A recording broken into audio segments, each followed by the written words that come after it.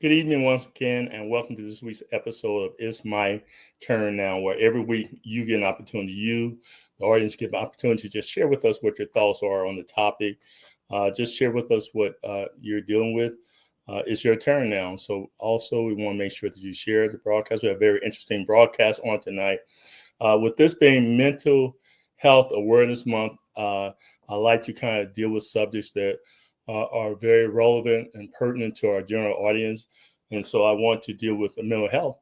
And working as a therapist, working as a counselor, working with individuals, especially in relationships, I found out that oftentimes what people are not aware of are the challenges, how mental health affects relationships.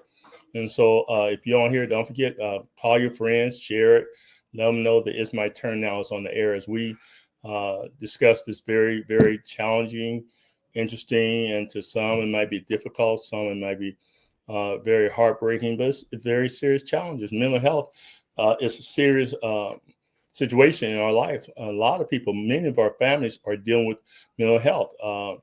Sometimes we don't want to acknowledge it, the reality of it. But in most of our families, there's someone who's dealing with mental health. Used to be a time we had that uncle or that person who stayed upstairs in attic, or we have them pushed away from everybody else because we didn't want to acknowledge them and acknowledge they had a problem. But we're able to give those people help if they're willing to seek help. And so when we talk about mental health and how it affects relationships, I want to talk about some of the ways, many ways that it affects relationships on a daily basis. Oftentimes, I've talked with many clients who are being troubled by getting into a relationship, marrying someone, and maybe not even know that there was mental health in their family, only to find out after they got into the marriage that they were dealing with mental health. And so I want to talk about various ways that people are affected by mental health. And again, I want to encourage you to share this. Let your friends know, let your family know. And if you have some comments, I'd like to hear what your thoughts are on the subject. Maybe you have someone in your family who's suffering from mental health. Maybe um, you have a friend or someone who's suffering from mental health.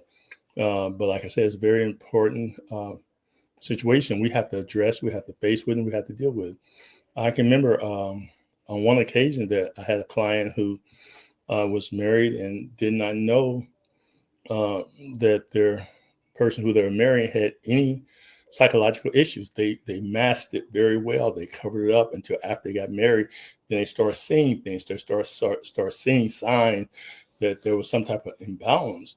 And so I just want to talk about approximately 9 areas that I have personally have seen or dealt with. I'm sure some of you have dealt with other areas, but I want to talk about some of these 9 areas. And I want to take my time and just address those with you. And so, one of the things I tell people, when you are thinking about getting married, take your time, find out about your mate, find out about the history, find out about the past.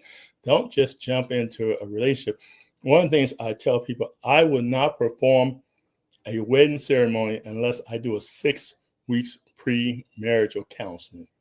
Notice I didn't say I will not marry a couple because that's a pet peeve with me. You don't marry a couple, you perform the ceremony. But I will not perform a ceremony for a couple without doing at least 6 weeks. There's some I've done even longer, but at least 6 weeks because during that 6 weeks pre-marriage counseling, you get an opportunity to experience a lot of things that you may not know because you're in that emotional feeling where everything is just perfect and you're excited and you can see no wrong in that person.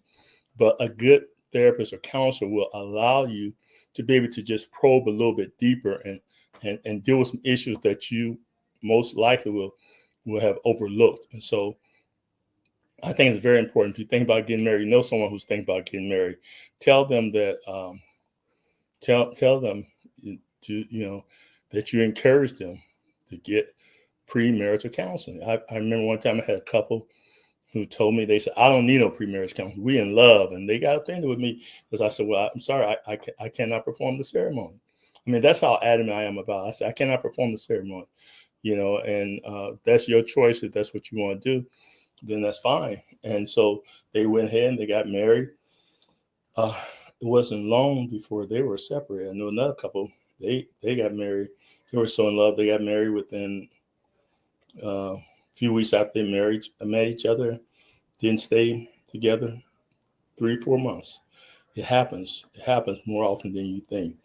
A lot of these are issues dealing with mental health, and there are some individuals that have serious mental health issues. And I don't want to say this to belittle those. There's some people who have mental illness, and they are just victims of the mental illness. We don't want to discount those individuals. We say that they need help, and we pray that they get the help that they need. But someone has to be aware of the fact that they have mental issues, and then the person who's aware of it should make others aware. And the person who is experiencing it, they've got to be willing to say, hey, I'm willing to accept help. Sometimes people need help. So the first thing I want to talk about as far as mental health is a bipolar disorder. Bipolar disorder. So bipolar disorder impacts sudden mood swings from depression lows to manic highs, can create emotional instability. Partners may struggle with unpredictability, impulsive decision, or difficulty maintaining emotional connection. It can lead to misunderstandings, mistrust, and emotional burnout if untreated. Again, I knew a couple that did not realize that their mate was suffering from bipolar, because bipolar, a person can have swings and they can have different mood shifts. It can be okay one time, and then all of a sudden it changes. They can be normal, especially if someone's taking medication. And the challenge with many people who are dealing with bipolar behaviors that as long as they're taking the medicine, for the most part, they're okay. But the problem is that people who are bipolar, when they take the medicine, they feel so good about it, they'll tell themselves, well, I don't need to take any more medicine. I'm doing good, so I don't need the medicine. And they stop taking the medicine, and they go right back into the same cycle that they were in before. And so that begins to be a problem. And will that affect your relationship? Certainly, that will affect your relationship. It will affect your home. It will affect your family. It can affect the total dynamics. And many times, people with bipolar disorder. I remember one time a person at my church. They were so kind and so friendly and just so pleasant. Then the next day, they didn't even want to speak, and they were so far off, so distant. Didn't want to talk to them. It was like they were angry. And I'm trying to figure out what happened. What did I say? What did I do wrong? But then they came in and said, Pastor, you have to excuse me. I'm bipolar. I didn't know that bipolar. Now, let me correct that. They said I'm just telling what they said. They said I'm bipolar, but I don't want to identify a person as bipolar. I identify a person as being affected by bipolar, because we don't want to be identified through our struggle or what we're struggling with. And so they are identified as having bipolar. So that's why I want to correct it right now, because sometimes people say you bipolar. No, you're not bipolar. You may be affecting bipolar. You're not what you're affected by. It affects you.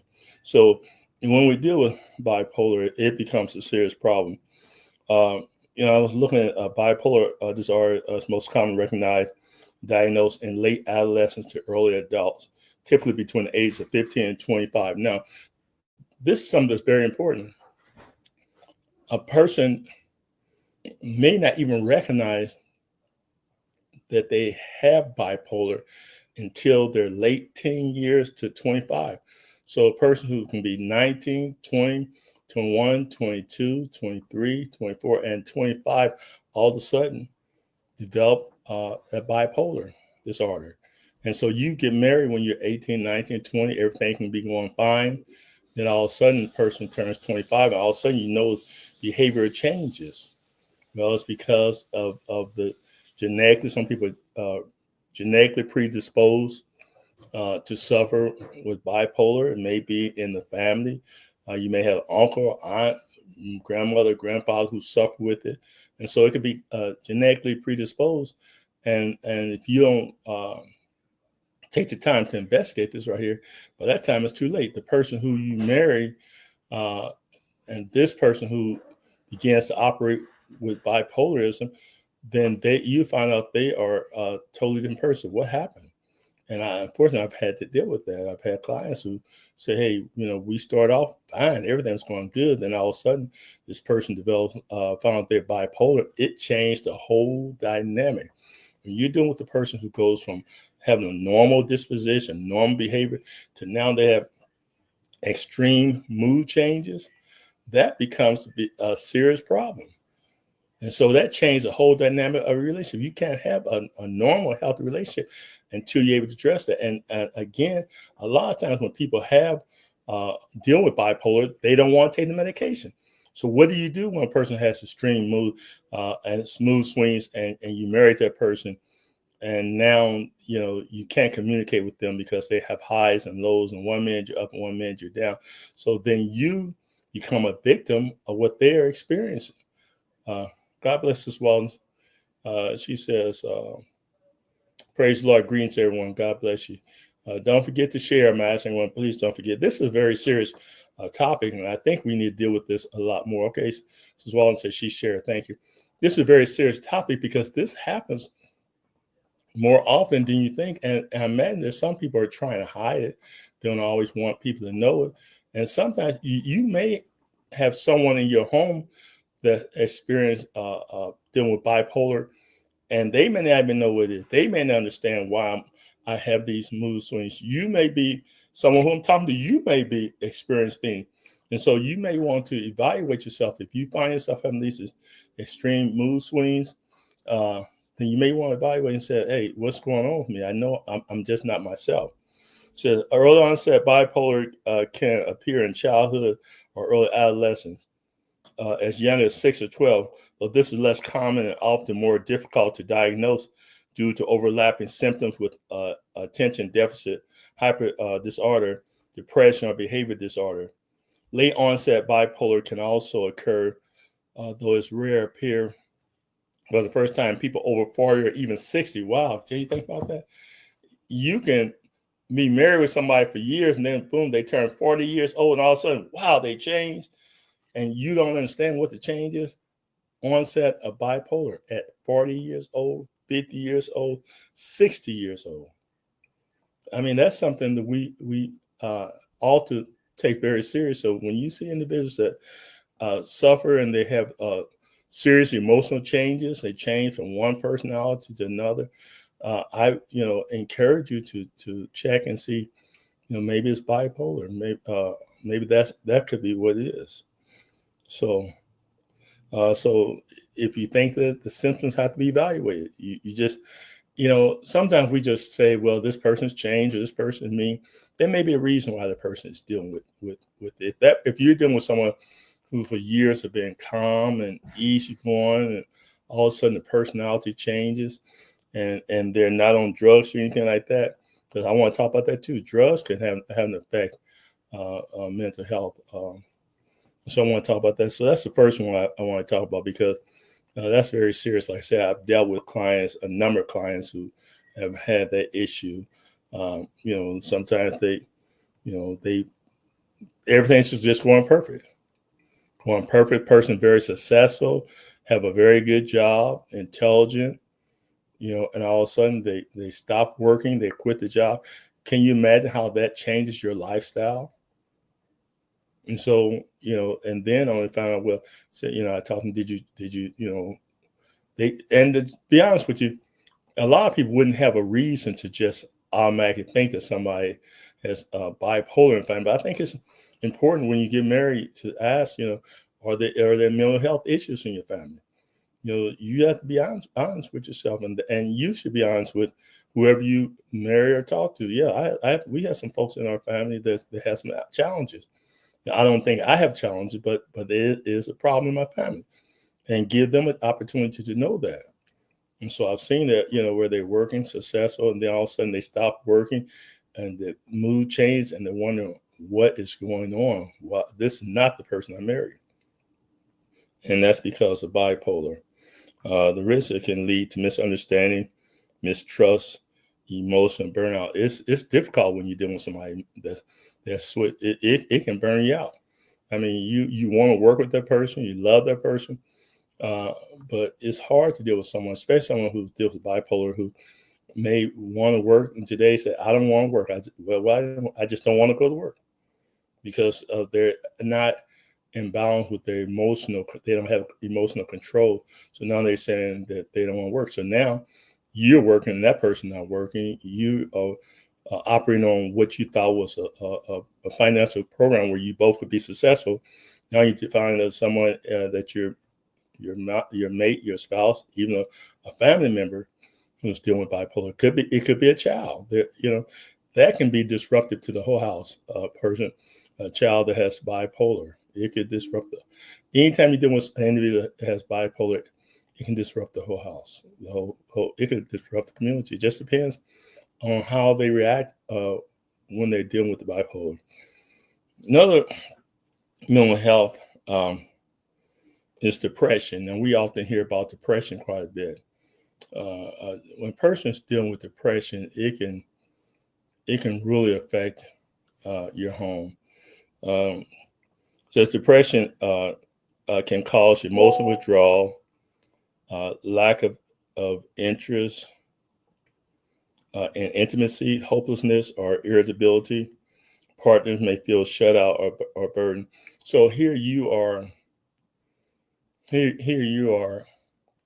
dealing with someone who goes through depression, and now they're all of a sudden are withdrawn.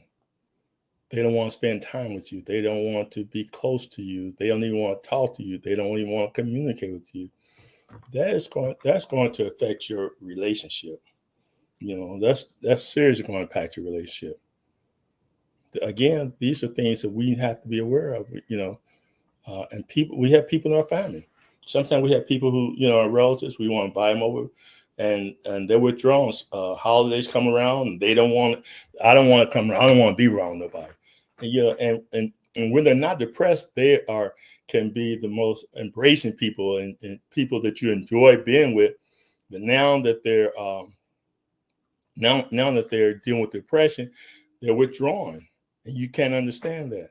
So it makes it hard, and it makes it hard to be able to connect with people who are dealing with depression. How can you connect with a person who's dealing with depression when you try to talk to them that it seems like no matter what you say to them, it doesn't help.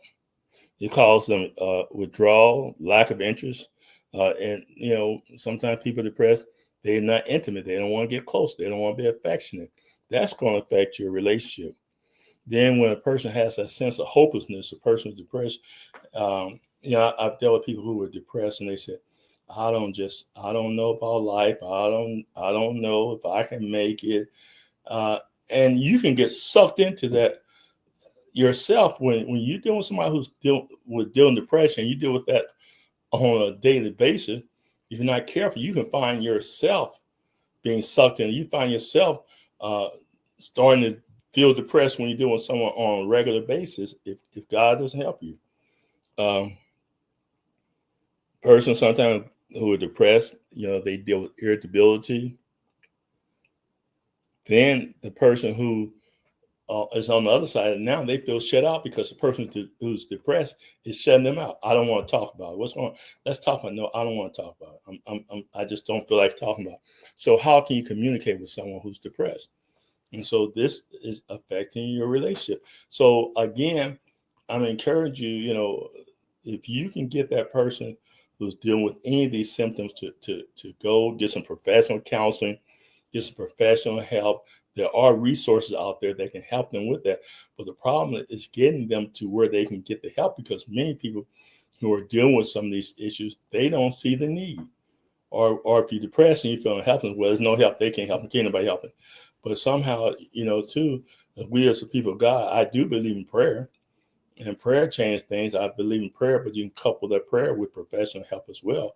Because sometimes it takes prayer just to get them to go see the professional help.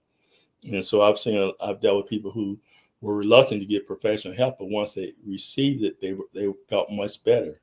And so sometimes it takes counseling, it takes spiritual counseling, and may take medication for some people when you're dealing with mental health. And sometimes you have to do what it takes. If you want peace in your mind and you're constantly at unrest. So here's the thing about, sometimes people say, well, I'm believing God, I trust in God, I don't need a Medicaid. Well, that's fine. That's fine. But the problem is if you're constantly on a daily basis just as low and depressed as you can be, and you don't see any change, and every day it seems like it's getting worse than the next. But what's worse, you feeling that way, or you saying, "Hey, I'm going to try to give me some help, so I won't feel this way," which leads to the next one is suicide ideations. If you don't hear it, let me know what your thoughts are. Maybe some of you have experienced this, but let me know. Suicide ideation, thoughts of self-harm can cause extreme emotional stress, fear, and instability in a relationship. A partner may feel helpless, uh, responsible, or emotionally overwhelmed.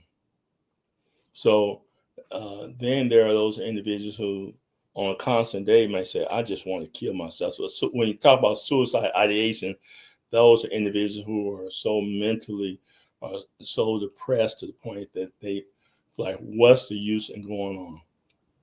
And if you live with someone like that and you don't know from day to day if they're going to take their life, that causes stress not only on them, but that causes stress on you. Not only if you live with a person who is depressed and talking about taking their life, you don't know if they want to take you along with them. So there is a serious problem. And so I would encourage you to, again, to get the help. Sometimes we in church are reluctant to get help for people, but we have to be very careful. There's some rough people out there. I remember years ago, someone I knew, they were in church and the husband dealt with depression and mental attitudes, and woke up one morning and he had stabbed her in the neck and through a window, her head through a window. By the grace of God, she survived. But we have to be careful. When we're dealing with mental health and relationship, these are some serious issues that people are dealing with. And we don't want to just dismiss it. We want to recognize that those problems exist and see, again, we don't want to talk about it. We don't want to talk about the church. I'm not going to talk about it. Listen, if you are dealing with someone who's dealing with depression, some of these issues, bipolar, you may need to get counseling yourself, because to be honest with you, if you're dealing with somebody who has an emotional problem and they constantly stressing you out, talk about committing suicide, I might as well do it. That can be depressing you. So you may need somebody to counsel with you to even help you to deal with it. And don't be ashamed to get the counseling that you need, because you don't want to be in that situation that you are stressed out. And it's normal if you're dealing with somebody who's dealing with depression, who's talking about committing themselves, who's dealing with bipolar, and you're dealing with this on a daily basis. It's going to wear and tear on you. So you may have, if they don't go seek counseling, you may have to seek counseling yourself. And maybe the counselor therapist can give you some tools and some resources that will help you to better deal with them. So now there are a lot of mental health issues that people are dealing with, and sometimes we don't even recognize. I mean, there are so many mental health issues that can affect relationships. So I'll give you another example. So far, we talked about bipolar disorder, depression, suicidal ideation. But here's one I don't know if many people think about, is anorexia nervosa. This is the eating disorder affected self-image and can lead to secrecy, isolation, avoidance of social or romantic interaction, including intimacy. Partners may feel confused, helpless, or pushed away, creating emotional distance. Anorexia, if when a person feels bad about their body and they see their body image as being one way, and regardless, and you keep telling them that you're okay, but they feel like, hey, I mean, in their mind, they feel like they're 500 pounds, but when you look at them, they like they're barely 100 pounds. That's a problem. Can you imagine that? And you're watching this person just dwindle away little by little by little. That's a problem. And if they don't get help, I remember Karen Carpenter, the singer years ago, very successful singer. She suffered with anorexia, and she suffered to a point where they said she started wearing clothes that were too big for her, because she didn't want people to see her ribs, her bone, and in their mind. And we could say that, what we always like to say in church, that's the devil, and that's the devil. But if how is the devil allowing to be manifested is the problem. And so if it's devil allowing to manifest it, we got to find a cure for it. We got to pray it out or get the help and the resources that we need. So as we talk about mental health, I think these are some things that we really need to focus on that's happening out there, because sometimes we don't know what's going on. When people at church, and sometimes people are shouting, all kind of, Bible saying, great house, there are many vessels, some to honor and some dishonor. Everybody coming to church are shouting, not shouting in the spirit. Some people just gyrating, just moving around because they see everybody else gives them a chance to just exhibit whatever's in them. So we have to be very careful in the church. If you're on here, if say something, got a question, let me know. I'd like to know that you're on here. Because I think this is a very important subject that needs to be talked about. Maybe we need to talk about, sometimes we need to talk about in our church to bring some mental health counselors or things to your church, because I know for sure in many churches, probably in every church almost, unless you got one person, and one person might be you, but I'm imagining in every church there's someone that's dealing with mental illness. I remember one time I had a pastor asked me to go with him to visit a member of the church. That was church I was attending at the time. And we went to see them, and they were in a mental hospital. I mean, I would have never have known that this person had any mental health. They were very quiet, very unassuming, but they had some serious mental health problems. And so we have to realize that there are people in our churches that are dealing with some of the issues. And we don't want to ostracize people, make people feel bad, but people need prayer and they need help. And the families need help. The families need support. I think we should allow an avenue that if someone on here, someone, here's the thing we have to do. We have to quit being so hard and difficult on people. People need to feel free to feel free to say, hey, you know what, I'm having some problems in my home. What will you pray for me? You pray. Well, that's what we used to be able to do. But now people don't feel comfortable because they're afraid that if I tell you about it, you're gonna tell everybody else it's gonna get out. Listen, people are gonna find out anyway. So I would encourage you, if somebody in your family is dealing with some type of mental health, you don't have to be ashamed. You are not the one that are displaying it, and you shouldn't be ashamed. That's a part of life. There are people who are having mental health in the Bible. There was a man had the demons, possessed with demons. I mean, this is nothing new. But the demon was crying out day and night. He wanted to be delivered. There are people that want to be delivered. If you got a deliverance ministry and you know how to deliver somebody, amen, more power to you. But if you don't, you need to get a deliverance ministry of telling people, referring people to where they can get some help.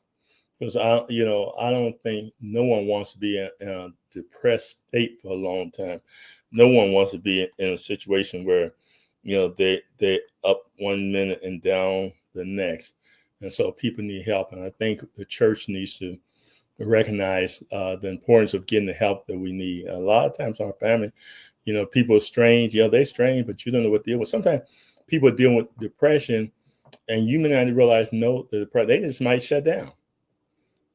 And they shut down and you think, well, they've been antisocial, but no, they are dealing with depression. They just, they can't control their emotions. They're unhappy, they're down, they want to cry all the time.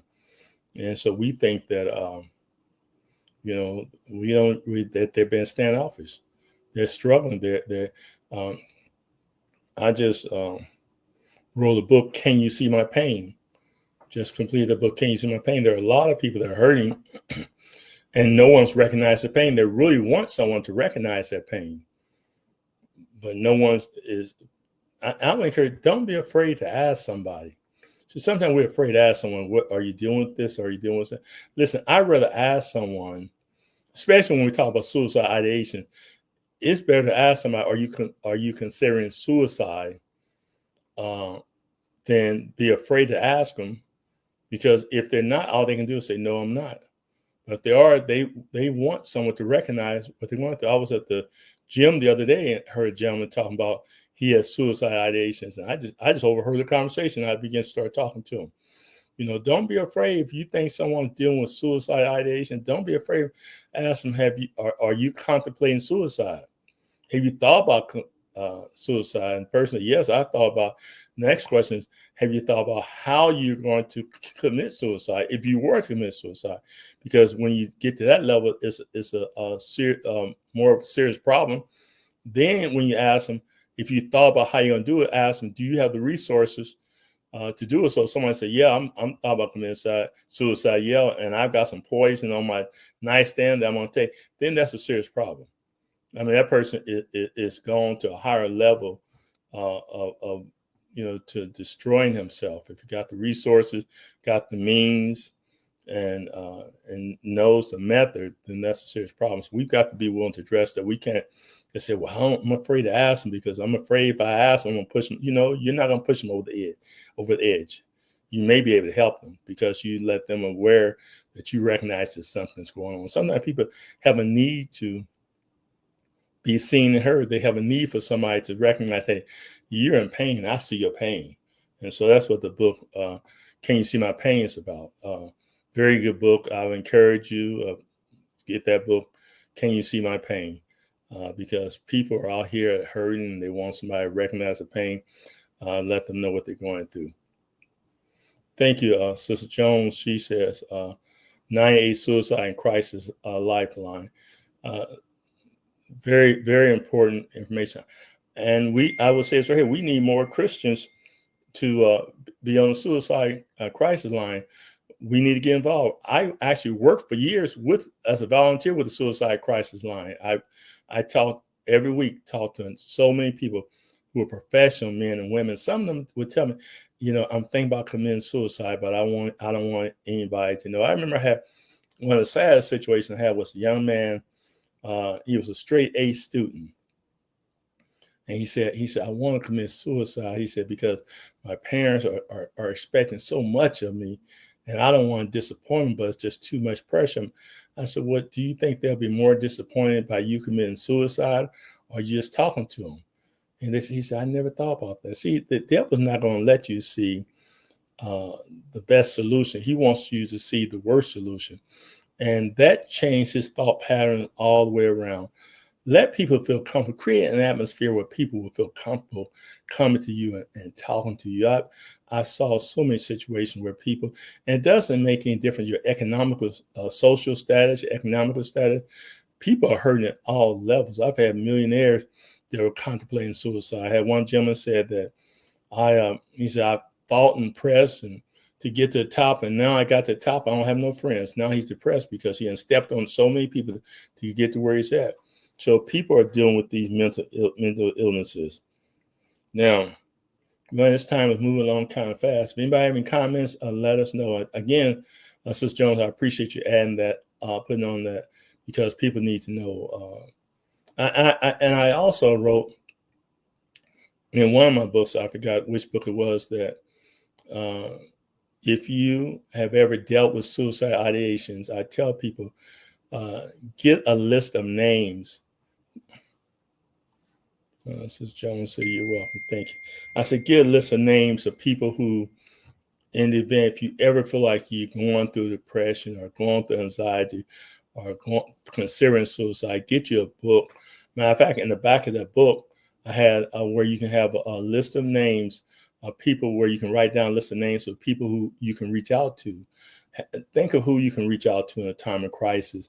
I had a name, plus I had the emergency number for 911 for suicide and crisis line. Had that available. There may be a time that you're going through and you don't know what to do, but you had that as a resource manual, a reference book that you can turn to. Because I think many times when people think about committing suicide, it's not just all of a sudden, it's a process. But if they are prepared and say, you know what, in the event that this happens, and everybody needs somebody who they can talk to. And we as Christians ought to be position ourselves that if we know somebody that's dealing with something, even if we don't know that they're dealing with something, we ought to position ourselves that that they feel the Spirit of God within us, that they can come down and say, you know what, I'm dealing with depression, I'm dealing with anxiety, I'm dealing with stress. Will you be willing to talk to me? And we got to be willing to talk to people. We got to take time to be concerned about people. The problem is too many times we in church, we're not as compassionate, empathetic for our people as we should. And we need to be more empathetic and more caring and more supportive. Now you got bulimia nervosa. Like anorexia, bulimia involves shame, secrecy, and negative body image. The cycle of binging and purging can affect mood, energy, and self-esteem. Emotional connection suffer, and partners may not understand or feel able to help. Many times people have, we put so much emphasis on people's bodies, and people spend a lot of money, spend time in the gym. Nothing wrong with spending time in the gym, trying to look good, trying to look their best.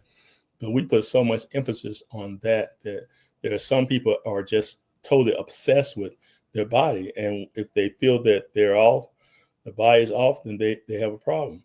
Prayers always are oftentimes people just need to talk and someone to listen. That's so true. We need someone to listen. And I'm emphasizing that. Take the time.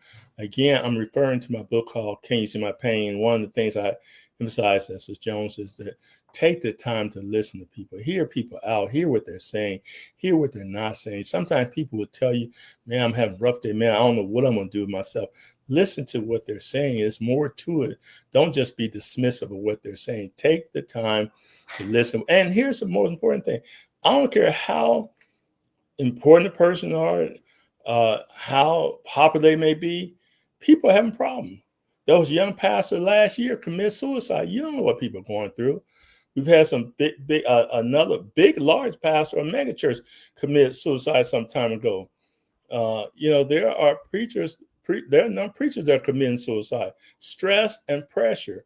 They need somebody to talk to. And sometimes we have to understand how much we can handle and be an understanding of people, and not make people like that they have to be a Superman or a Superwoman. Because when you feel that you constantly have to be a Superman or Superwoman, it can create problems. Because only one person is super, and that's God, and we're only strong through God. And we have to realize that, and we can't take on the whole world and feel like, I'm okay. I can take on the whole world myself. You can't do it. It's impossible. And sometimes we put too much on pastors. Pastors are human. They deal with issues and deal with so many types of challenges, and we have to pray for them. We have to pray for the pastors, because oftentimes pastors are not allowed to make mistakes. Other people can make mistakes, but not pastors. And God bless this arm and said, praise the Lord. We have to pray for our pastors. There are some good pastors, some God-fearing pastors. There are pastors that love the Lord and love the people, but they have limitations. We all have limitations. And so what we have to realize is that we cannot go beyond our limitations. We have to allow ourselves to function, operate within the authority and power of God. Bible said that when weak, then I'm strong. You have to realize sometimes you may not be as strong as you ought to be. And that's when you have to ask God to help me. But you got to cast, scripture said, cast all your cares on him, for he cares for you. So even a pastor, a clergy, a deacon, a minister, a trustee, whoever you are, usher, wherever you are in the church, we are on the grace of God. And we have to ask God to help us, and don't want to feel like you're a failure if you can't always maintain the level that of expectation that people try to place on you. Because people will have you like a jack in the box. I was telling someone the other day, people have you up today, down, up today, down, up today, down. Listen, don't let people make you out of a jack in the box. Be yourself, be the best version of yourself that you can be. Now, here's something now. You may think this is strange, but I'm throwing this in here for a reason. And all of these I've actually dealt with clients, but kleptomania. Kleptomaniac. I don't know if you know what kleptomaniac is. Those everybody, most of them, a kleptomaniac is a thief. A thief. Kleptomaniac says, impact this compulsive urge to steal can lead to legal issues and erode trust within a relationship. It may be hidden for years, causing secrecy and shame. Can you imagine that you live with somebody that's a thief, a kleptomaniac, will steal the tooth out of your mouth if they can. And there are people who they just cannot overstand that compulsion to steal. They just got to steal. They'll steal. It's folks that steal in the church. I'm telling you right now. It's folks. You got stuff coming up missing in your church, and nobody knows somebody's taking it. It ain't just disappearing. People have a compulsion to steal. Now, some of y'all may have folks, y'all know what I'm talking about. Some of y'all got folks, y'all know y'all don't want to let them in your house. Or if you let them in your house, you know you got to keep an eye on them because you know something going to come up missing. That's the truth. Some folks you got to watch. I've had folks in my family. I watch them because I know not my immediate family, but, cousin, this cousin, I got to watch because if something's laying down unattended, if they can get their hand on it, that's it. So, some people have a compulsion desire. Some people just like steal. I've seen where some actresses, rich folks got money, get caught stealing something that don't, and they can afford it. It's not because they're stealing out of a need. It's still not because the devil is driving them to say, man, I just got to get it. I just got it. Go ahead and take it. Go ahead and take it. And they can't override their compulsion. And once you give into it, it gets harder and harder and harder. I'm talking about people. It's not people are not stealing because they're hungry or because they need. They're stealing because something inside their brain chemistry is saying, steal it, take it. Why not? What's wrong with taking? They're not gonna miss it. They're not gonna take it. And so we have to be careful. That you don't think that will affect your relationship dealing with a thief? Yeah, some folks have thieves in the family now, then they get caught, and now you gotta pay court costs and you gotta go to jail and get them bonded, bailed out of jail. Why? Because impulse, not because they need it, just because they can't resist that compulsion to steal. So these are things happening.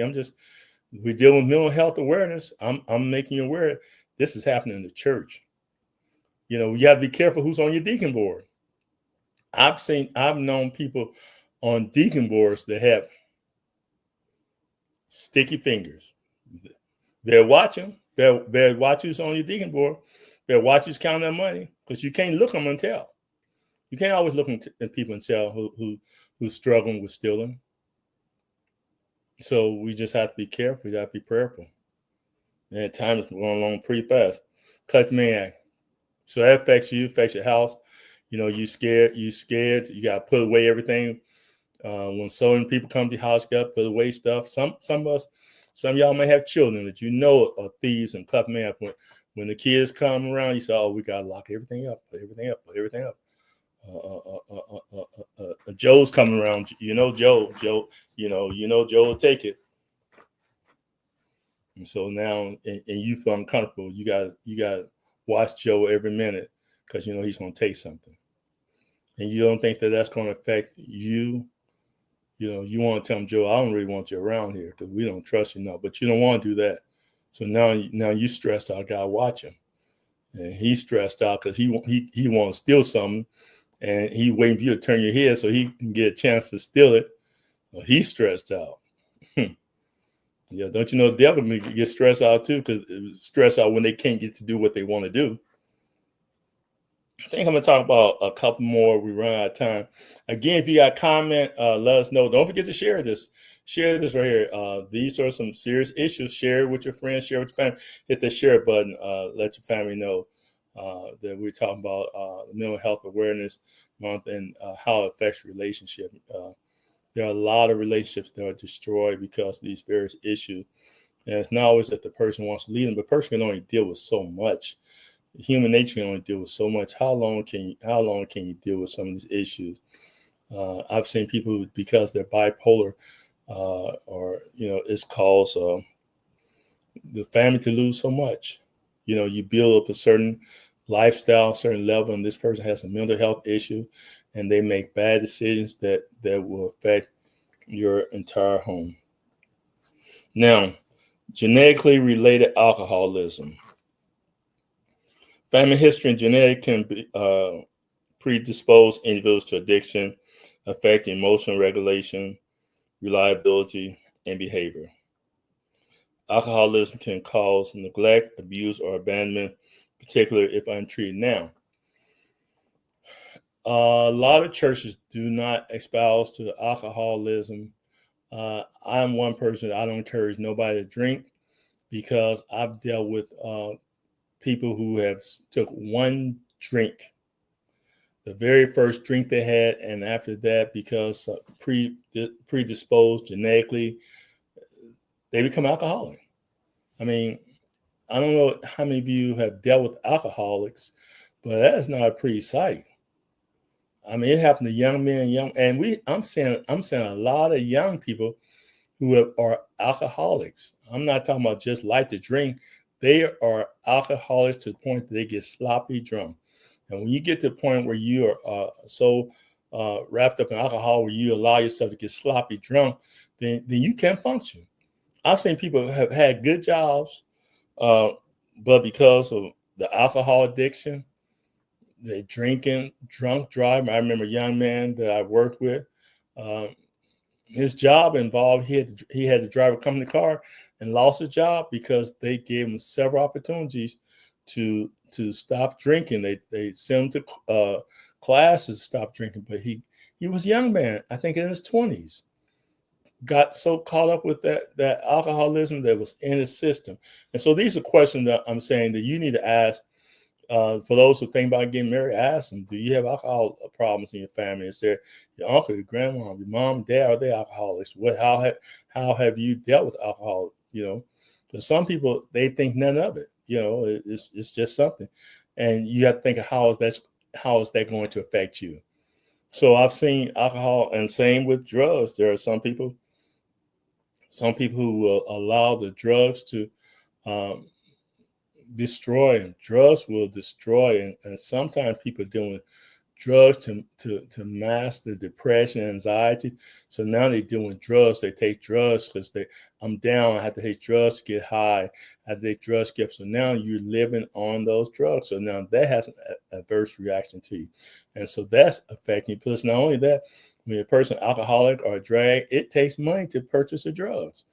And so I've seen people who are in church who are, they're masking themselves, but they have become drug addicts. They become alcohol, and they just don't want to, be honest with themselves. You have to be honest with yourself. If you have a problem, an addiction, ask God to help you, because God can help you. God can deliver you, but you got to want to be delivered. Again, these are mental illness that will affect your relationship, um, have a tremendous effect in your relationship. You get along, how you get along with people when you have mood disorders, and when you're doing drugs and alcohol, then you can't get along with people. You're arguing with people because you're not in a good space. You're not in a good headspace. And so because of that, nobody wants to be around you. Then you upset because nobody wants to be around them. Well, I don't want to be around me. It's just them. No, it's not. It's not just them. You need to check your attitude out. Ask God to help you. Listen, if you need help, don't be afraid to get help. So John said people can be addicted to prescription drugs. That's so true. You can be. You listen. I I broke a toe one time, and I went to a doctor, and the doctor gave me, I forgot what kind of pills, some narcotics for pain. I was in a lot of pain. I was in a lot of pain. I broke a toe walking into one of our churches. I won't call the name of the church, but the pastor knows. I broke my toe walking into the church, and so the doctor gave me some pain medicine, some strong narcotics, and I took about 2 pills. I went back for a follow up. He said, I'm giving prescription for it. I said, Doc, I haven't used the other pills. I only used. He said, that's all right. Go ahead and take this anyway. So the doctor is encouraging me to take more pills, which if I could easily have gotten addicted, because it says right on the label, can be highly addictive. I do not take any more pain pills than I have to. I took 2 pain pills, and that was it. But again, no one likes being in pain. I've had clients who have been in car accidents and have started taking pain medicine, uh, to help with the pain, and end up becoming dependent upon that. And now the doctors no longer give them prescription. Now they'll do whatever it takes to get that prescription. And these are things that affect you, affects your home, affects the finance. When you taking money and resources out of your house to buy drugs, and you don't see no relief in sight, that's a big problem. It's a big problem. And so these are things, and a person who's dealing with these mentally, it will affect you. And so you got to be honest enough and say, this person needs help. Don't be afraid to reach out to somebody and say, I don't know what to do with my son. I don't know what to do with my husband. I don't know what to do with my wife. And I pray that you go to someone who is knowledgeable, whether it be a pastor, whether it be a therapist, social worker, somebody that can help you to deal with. Because again, if you're dealing with this right here, it has to be a tremendous burden upon yourself. Parents, their parents are dealing with kids that own drugs, smoking them blunts. I've had clients that smoking blunts. One young man said, I'm trying to cut down to 12 blunts a day. You try to cut down to 12 blunts a day, you got a serious problem. And it affects your entire household. And then we got some parents letting the kids smoke that stuff. I'm not gonna let no kids smoke because you're gonna be high. You be high too. You smoking that stuff all the 12 blunts a day. And next thing you know, you wonder why you got a buzz because you got that in there. But we got to learn how to deal with these issues. We have to realize that. I got one more, and we're gonna wrap it up. Mental illness. This right here is an important one. Jealousy from attachment issues. When people have mental illness, a lot of times they are very jealous. They are paranoid. They think, what's going on? You cheating on me. You're not doing me right. I saw you talking to the mailman. I saw you talking to the meter maid. I saw you talk, and that can be a serious problem when people are dealing with jealousy. That can be a problem. How can you have any peace when you're dealing with a jealous man or a jealous woman? There's no peace there. And so when you're talking about jealousy from attachment issues, insecure or anxious attachment can lead to possessiveness, mistrust, and accusations, often rooted in past trauma or fear of abandonment. So there are individuals who, when we talk about attachment issues, and I talk about that in a book that I wrote, The Windows to Building, Understanding Building Healthy Relationships, there are people who have attachment issues where they are insecure. They have to be around you all the time, 24/7. If they're not around you, well, what's wrong? How come you want to be around me? Jealousy. If you gone to the store too long, what took you so long? You go to church. I got to go with you because I'm afraid you're gonna meet somebody. And the sad thing about it, a lot of times these people are paranoid because they have a bad attitude. Their attitude is wrong. They know that they're not right. They know they're mean. They know they have a problem. And so now they want to project their problem onto you, like you are the problem and they are the problem. So now they're being possessive and they don't trust you and they want to falsely accuse you of something. I've seen that happen too many times. Either they have to be with you or they don't want you to go nowhere. You have to stay home. You go off to church too many times. You need to stay home tonight. I don't want you going with that church. And then they're afraid sometimes that somebody's going to get closer to you and somebody's going to say something that's going to make you say, hey, this is not right. And so they want to keep you locked up when we're dealing with jealousy. This can lead to emotional manipulation, sabotage, or of a healthy relationship and ability to sustain trust. And when the person has that kind of problem, there's probably nothing you can do really to help them change.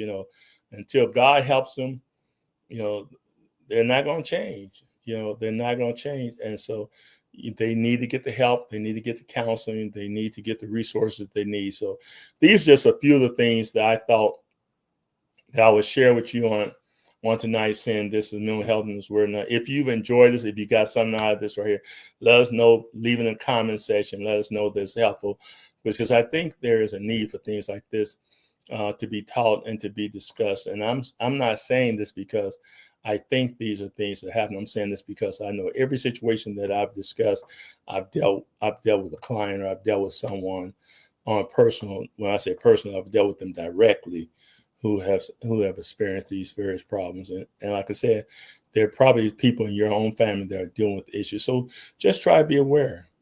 Just be hyper vigilant to just be aware and to notice things and offer your help. But you have to be careful.